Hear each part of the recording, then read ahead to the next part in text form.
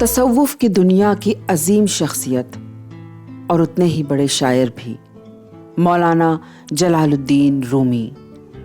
عالمی اسلام کے یہ عظیم صوفی شاعر بلخ میں پیدا ہوئے تھے.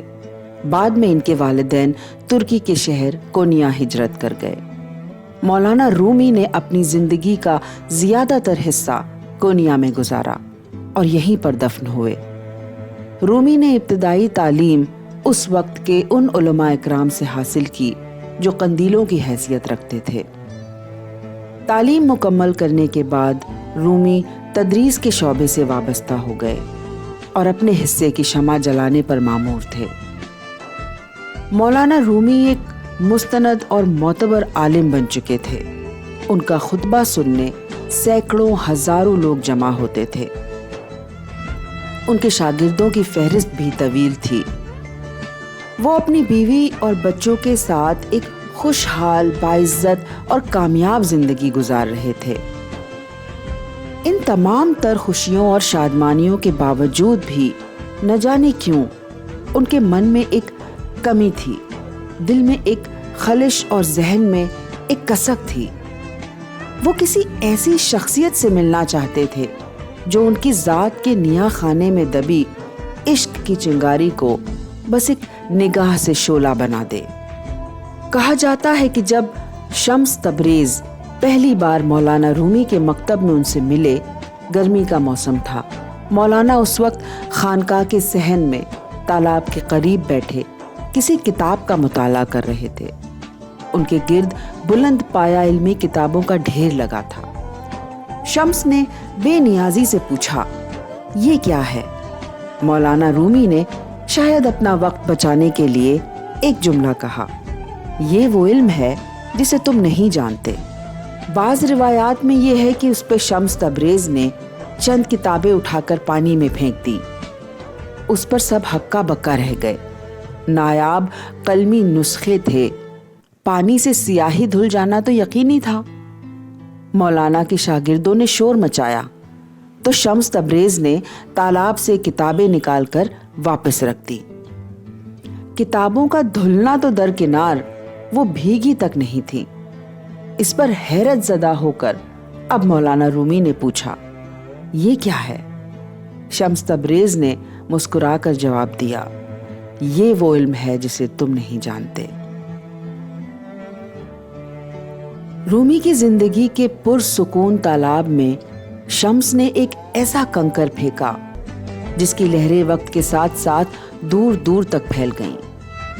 رومی اس درویش سے اتنا متاثر ہوئے کہ وہ اسے اپنے گھر لے آئے اور شب و روز ان کی قربت اور صحبت میں گزارنے لگے. شمس سے عشق کے بعد رومی کی خاندانی اور سماجی زندگی میں اتنے مسائل پیدا ہوئے کہ آخر ایک دن شمس گھر کے پچھلے دروازے سے باہر گئے اور کبھی لوٹ کر نہ آئے. شمس کی گمشدگی کے بعد ایک دن ان کے مرنے کی خبر نے رومی کو نیم دیوانہ کر دیا اور وہ گلیوں اور بازاروں میں ان کو تلاش کرتے رہے اور آخر ایک دن انہیں احساس ہوا کہ شمس مرے نہیں ہیں، وہ ان کے اندر زندہ ہیں. اس کے بعد سے رومی نے شاعری شروع کی اور اپنے پہلے دیوان کا نام بھی دیوان شمس تبریز رکھا.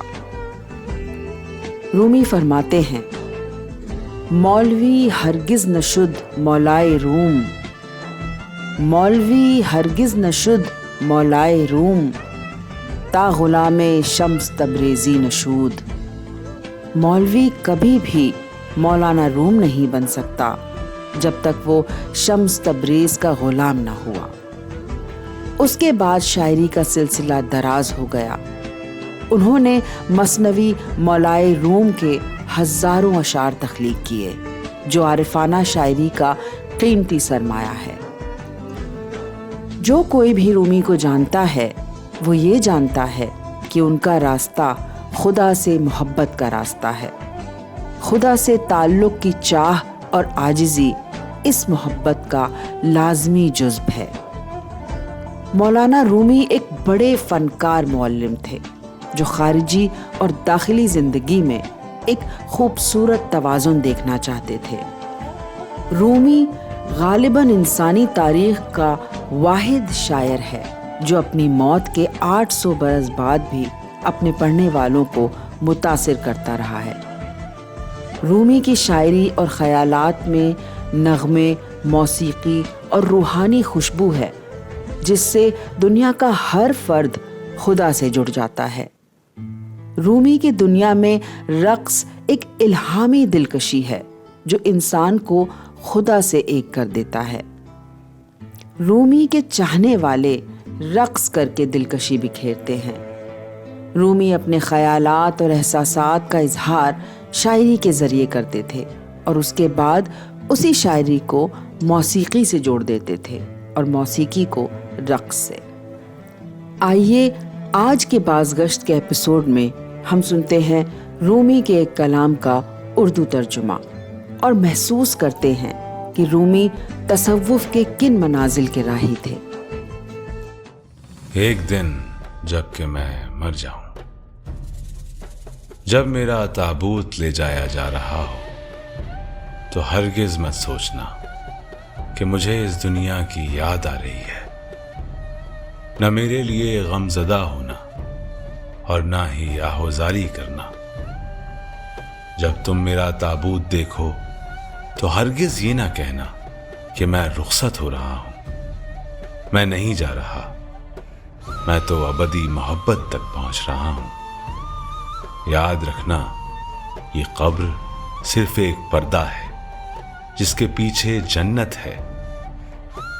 تم مجھے صرف قبر میں اترتا دیکھو گے، اب مجھے اڑتے ہوئے بھی دیکھو۔ آخر کیسے اختتام ہو سکتا ہے؟ جب سورج غروب ہوتا ہے یا چاند ڈوب جاتا ہے تو انجام کی طرح لگتا ہے، لیکن حقیقت میں یہ ایک صبح کی طرف اشارہ ہے۔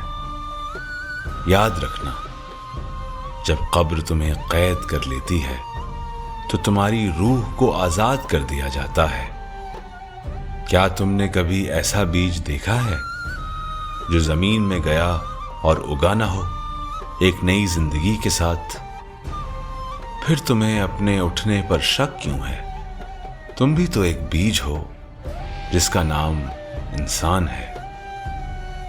جب آخری بار اپنا منہ بند کر لوگے تب تمہارے الفاظ اور روح کا تعلق ایسی دنیا سے جڑ جائے گا جو زمان و مکان سے آزاد ہوگا، بالکل تمہاری روح کی طرح۔ میری قبر تمہیں رقص کرنے کی دعوت دے گی، لہٰذا تم تنبوروں کے بغیر نہ آنا۔ جشن میں غم کی گنجائش نہیں ہوتی۔ موت زمین کے اندر سوتی ہے، اس کی زبان بند رہتی ہے۔ انسان عشق حبیب کی شراب پی کر مدہوش رہتا ہے۔ جب کفن پھاڑ کر دیکھو گے تو تمہیں خود اپنی روح میں ایک میخانہ دکھائی دے گا۔ ہر جانب سے موسیقی کی آواز آئے گی، بانسری کی آواز سنائی دے گی۔ میری قبر تمہیں رقص کرنے کی دعوت دے گی۔